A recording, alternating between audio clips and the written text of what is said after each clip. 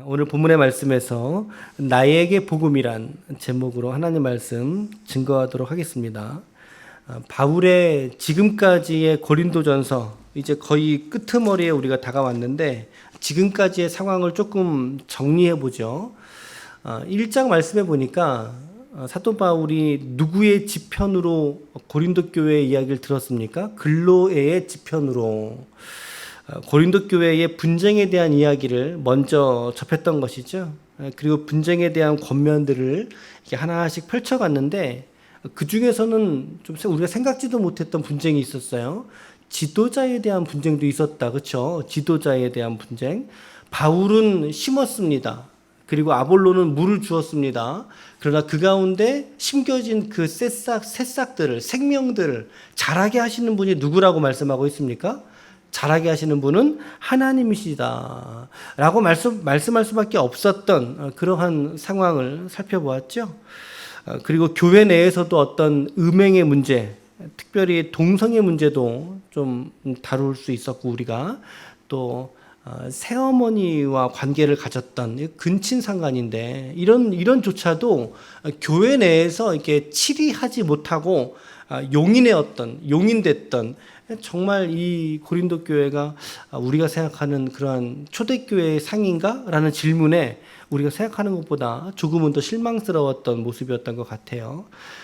믿는 자들이 교회 내에서의 법적인 문제도 우리가 살펴봤습니다. 소송 문제, 믿는 자들이 소송 문제는 가급적 교회 안에서 해결을 해라.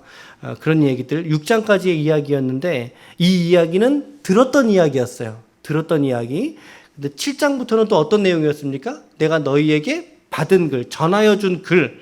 다시 말하면 앞전에 고린도 교회에 이미 한번 들렸던 편지가 있었고 그 편지에 대한 답신을 이제 7장부터 또 이렇게 쭉 풀어왔죠. 결혼에 대한 이야기도 있었습니다. 그리고 독신에 대한 이야기. 가급적이면 나처럼 혼자 살아라. 그러면서 8장에 가서는 우상 숭배에 대한 내용들, 그 우상에게 바쳤던 제물인데 그거 먹어도 되느냐? 이 질문이었어요. 여러분, 우상에게 바쳤던 제물 먹어도 돼요? 안 돼요? 우리 기독교인들은 먹어도 돼요. 상관없어요. 왜? 우상은 아무것도 아니니까. 먹어도 되는데, 근데 우리가 염려하는 것은 무엇입니까? 우리의 우상에게 바쳤던 제물을 먹는 모습을 봄으로 말미암아 믿음이 연약한 지체들이 믿음에서 떠날까봐 조심하라는 거죠. 그런 자리에서는 먹지 말라는 거예요. 이런 이야기 좀 보았었고, 음식 문제. 상당히 실제적인 내용들을 담고 있었습니다. 11장까지, 그리고 이제 12장부터 14장까지 2, 3, 4, 3장이나 할애를 했습니다. 공동체 안에 있는 은사 문제에 대해서 이야기를 했어요. 12장은 은사장, 13장은 사랑장, 그 14장은 방언과 예언장, 이렇게 말씀을 드렸어요. 제가 지금 이렇게 고린도서에서 하고 싶었던 한번 쭉 훑어보는 이유는요. 과연 바울이 이 고린도서에서 하고 싶었던 메시지의 총합, 어쩌면은 가장 중요한 메시지가 무엇이냐, 메시지 결국이 무엇이냐라고 했을 때 그 이야기가 이제부터 펼쳐질 이야기라는 것입니다. 이 15장에서의 이야기가 제가 설교 전에도 말씀드렸듯이 고린도서의 가장 핵심적인 이야기를 말하는 것이 15장의 이야기다라고 하는 거예요. 이것을 제가 궁극적인 메시지라는 것을 한번 강조하기 위해서 잠깐 말씀을 드리는 거예요. 이렇게 교회 내의 어떤 사건이나 사고를 어떻게 대처하고 또 실제적인 문제들을 어떻게 다루어야 되는가, 이것이 바울의 궁극적인 의도는 아니었다는 거죠. 궁극적 의도가 아니었다. 이것이 15장에서 드러나게 되는데 그것은 바로 복음이라고 하는 것에 있다는 것입니다. 복음을 말하기 위한, 바울은 지금 이 복음을 말하고자 하는 의도에서 고린도전서를 기록했다는 것을 우리가 유념할 필요가 있다는 것이죠. 이 고린도서에 보면요, 이 복음이라고 하는 단어 총 8번이 사용이 됐는데 1장, 4장, 9장, 15장, 9장에서 조금 더 많이 할애가 됐어요. 각처에서 복음이라는 단어를 사용하면서 오늘 15장 1절 말씀을 보니까 바울이 이 서신을 쓴 목적을, 실제적인 목적을 한 문장으로 정리하게 됩니다. 1절과 2절 말씀 같이 읽어볼게요. 1, 2절 시작. 형제들아, 내가 너희에게 전한 복음을 너희에게 알게 하노니 이는 너희가 받은 것이요 또 그 가운데 선 것이라. 너희가 만일 내가 전한 그 말을 굳게 지키고 헛되이 믿지 아니하였으면 그로 말미암아 무엇을 받으리라? 구원을 받으리라. 여러분 1절과 2절을 관찰해 보면서 우리가 알 수 있는 것이 무엇입니까? 복음이라는 것은 먼저 누군가에게 전해 들어야 알 수 있다는 것입니다. 전해 듣지 않으면 복음을 알 수가 없어요. 전하는 자가 없으면 듣는 자도 역시 없다라고 하는 것이죠. 근데 바울이 고린도 교회를 목회하면서 혹은 이미 앞전에 복음에 대한 메시지로 서신을 보냈던 거예요. 그 말씀을 너희들이 다시 한번 확인하라는 것입니다. 왜요? 그 안에 복음이 담겨져 있었기 때문에. 사실은 바울이 지금까지 계속 이 서신을 써오면서 그가 설명했던 것은 복음은 아니었어요. 복음이 무엇인가라고 하는 질문에 대한 대답들은 아니었어요. 복음을 설명하진 않았죠. 그저 그 복음으로 인해서 하나가 된 교회, 그리고 그 공동체가 어떤 윤리를 가지고 살아야 되는가, 어떤 신앙을 가지고 살아야 될 것인가, 이것을 굳이 신학적인 용어로 말한다면 실천신학이라고 말합니다. 실천신학. 우리의 신학을 가지고 어떻게 살아갈 거냐는 거죠. 이것에 대한 언급이었어요. 지금까지는. 심지어 방언이나 예언을 말하는 것조차도 복음을 말하는 건 아니었거든요. 복음의 결과들에 누리는 은혜들을 말한 거잖아요. 그래서 바울은 이제 그들에게 전해주었던 복음, 그 복음의 진리를 다시 한번 그 교회가 확증하라고 요청하고 있다는 거죠.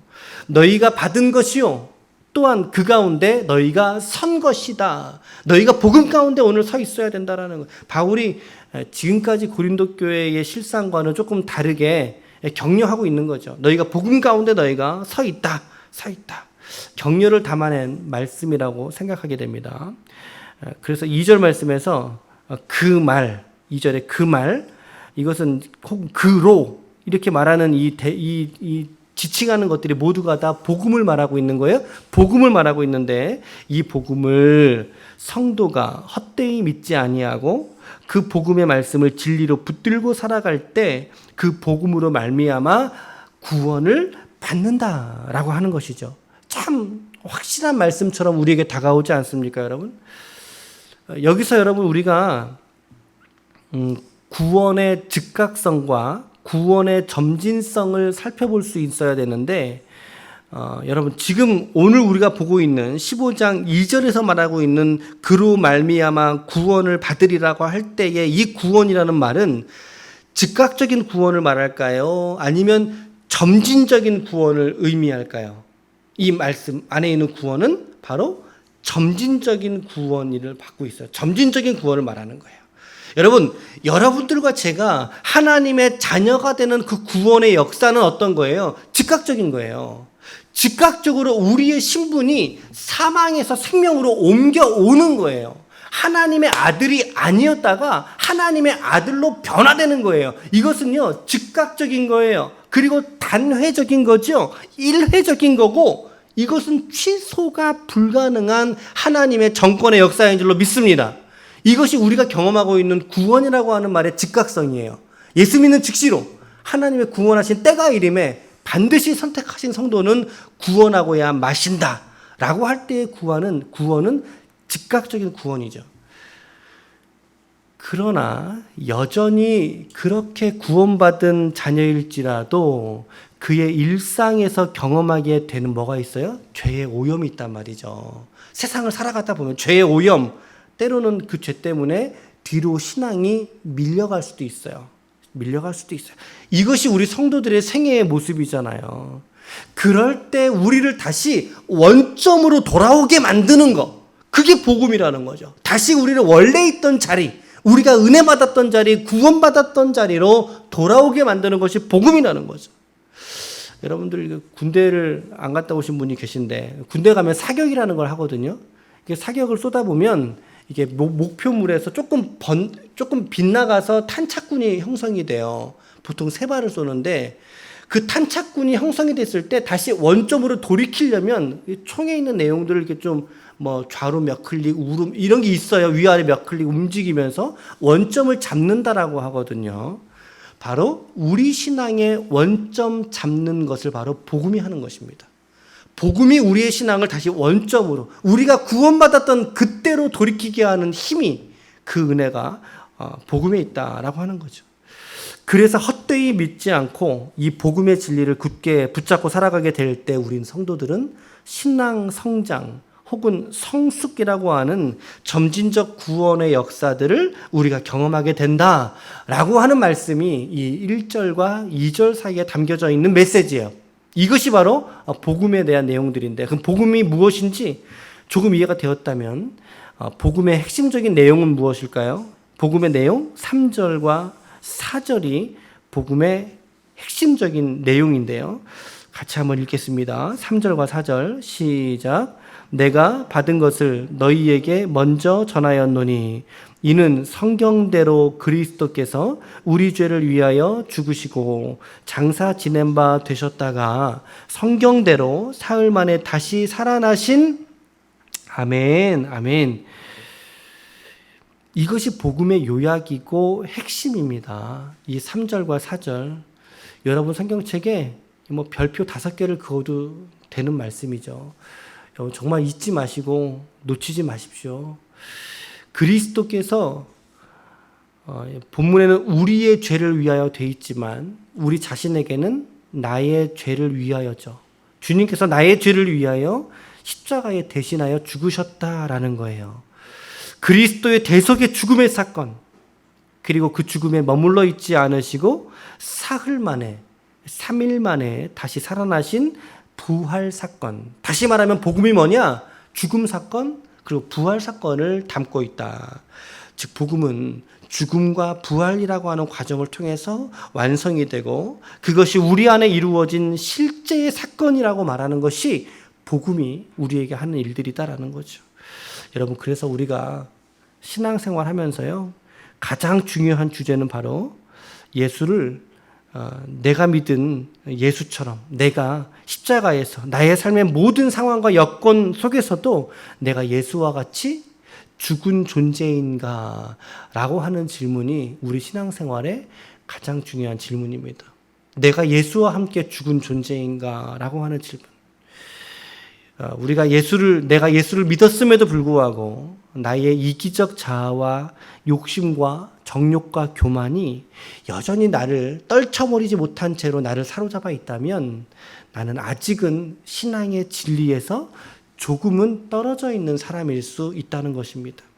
성경은 예수가 죽었음에 그 죽음이 실제라면 오늘 예수를 믿는 성도도 예수와 같이 죽은 존재여야 한다라고 성경이 말씀하고 있다라는 거죠. 그러기에 바울은 로마서에 이르기를 오호라 나는 곤고한 사람이로다. 이 사망의 몸에서 누가 나를 건져내랴? 그리스도의 십자가 이외에 이 사망의 몸에서 나를 건져낼 것이 아무것도 없다라고 말씀하고 있는 이유가 바로 거기에 있는 것입니다. 바울은 그 죽음이 자기 안에 죄악된 자아의 실제가 된 죽음이었고 예수의 부활로 죄에서 죽은 자기 자신을 이제는 새롭게 재창조가 된 피조물로서 새롭게 하시는 삶으로 이제는 하나님의 영광을 위하여 산다라고 고백하고 있는 것을 우리가 볼 수 있다는 것이죠. 고린도전서 15장 31절 말씀을 같이 한번 읽어보겠습니다. 우리 금요일 날 보게 될 말씀인데요. 고린도전서 15장 31절 시작. 형제들아 내가 그리스도 예수 우리 주 안에서 가진 바 너희에 대한 나의 자랑을 두고 단언하노니 나는 날마다 죽노라. 그렇죠? 나는 날마다 죽노라. 우리 각자들이 내가 십자가에서 여전히 내가 죽어진 존재인가 라고 하는 사실을 우리가 날마다 확인하는 자리가 있어야 한다는 것입니다. 그것이 어쩌면 여러분들의 눈을 뜬 바로 그 첫 순간이 될 수도 있고요. 이러한 새벽의 예배 시간이 될 수도 있어요. 그 나의 마음속에 이 죄된 나의 자아가 점점 그 기능성을 떨어지고 그 죄의 기능성이 떨어지고 점점 죽어지고 그리스도 예수의 부활을 본받아서 새롭게 창조된 피조물로 우리의 삶을 하나님께 영광이 되는 삶으로 드릴 수 있는 저와 여러분들이 모두가 되시기를 바랍니다. 바울은 그 지점을 날마다 고민했던 거예요. 내가 죽고 그리스도가 사시는 삶을 바울은 날마다 꿈꾸면서 예수님의 십자가의 모범이 자기 안에서 동일하게 실천될 수 있기를 기도하면서 살았던 사람이 바로 바울이었다. 바울은 그래서 자기 자신을 만삭되지 못하여 난 자 같은 내게도 보이셨다라고 말씀하고 있습니다. 바울은 살아생전에 예수님 만난 적이 없어요. 없어요. 단지 이제 다메섹 도상에서 예수 믿는 자들 핍박하러 가면서 그를 부르실 때 만났던 그 예수 경험을 가지고 그의 평생을 삶을 드리면서 내게도 주님 나타나 주셨어. 주님이 만삭되어 나지 못한 그렇게 연약한 내게도 주님 나타내 주셨어. 라고 그는 고백하고 있는 것이죠. 그 예수님의 죽음이 나를 위해서였고 예수님의 부활이 나를 죽음에서 사망에서 새롭게 창조하시기 위한 하나님의 은혜의 수단이었음을 바울은 끝까지 지켜내면서 그가 살아왔던 것입니다. 그의 생애 속에 있었던 간증은 9절부터 11절이 바울의 간증이죠. 우리가 또 가장 많이 또 들었던 내용들이 이 안에 있는데요. 우리 이 바울의 간증의 모습, 우리 바울의 마음을 가지고 한번 내 고백이라 생각을 가지고 한번 읽어봤으면 좋겠어요. 15장 9절에서 11절 말씀 바울의 간증입니다. 시작. 나는 사도 중에 가장 작은 자라.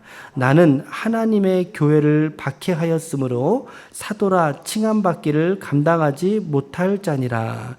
그러나 내가 나된 것은 하나님의 은혜로 된 것이니 내게 주신 그의 은혜가 헛되지 아니하여 내가 모든 사도보다 더 많이 수고하였으나 내가 한 것이 아니요 오직 나와 함께 하신 하나님의 은혜로다. 그러므로 나나 그들이나 이같이 전파하매 너희도 이같이 믿었느니라. 아멘. 참 이 말씀을 우리가 묵상하고 곰씹어 볼수록 이 말씀이 여전히 예수 안에 있지 못했던 나의 모습을 말하고 있구나. 그리고 예수 안에 있는 나의 모습을 말하고 있구나 라고 하는 것들을 우리가 깨닫게 되어집니다. 이 간증을 더 해설하지는 않겠지만 여러분들이 좀 오늘 하루 지나면서 한번 묵상해 보시길 바라요. 내가 작은 자라고 하는 겸손함이 있는가? 예수 안에 있지 않을 때에 나는 교회를 박해하는 자로 살진 않았는가? 내가 성도라고 하는 이 거룩한 이름을 나는 감당하지 못할 그런 자로서 내가 살았구나 라고 하는 많은 우리 신앙의 간증들이 이 안에 담겨져 있는 것 같습니다. 여러분, 우리가 오늘 결코 흔들리지 않는 말씀과 복음 위에 서 있어야 할 줄로 믿습니다. 오늘 여러분들에게 오늘 복음은 무엇이십니까? 그리고 그 복음 때문에 오늘 내가 변화된 것은 오늘 무엇입니까? 그 진리 위에 오늘 확실하게 서 계실 수 있기를 축복합니다. 주님이 오실 그때까지 말이죠. 때로는 우리 흔들리면서 갈 수 있어요. 때로는 한번 무릎으로 넘어지면서 무릎 까이면서 갈 수도 있어요.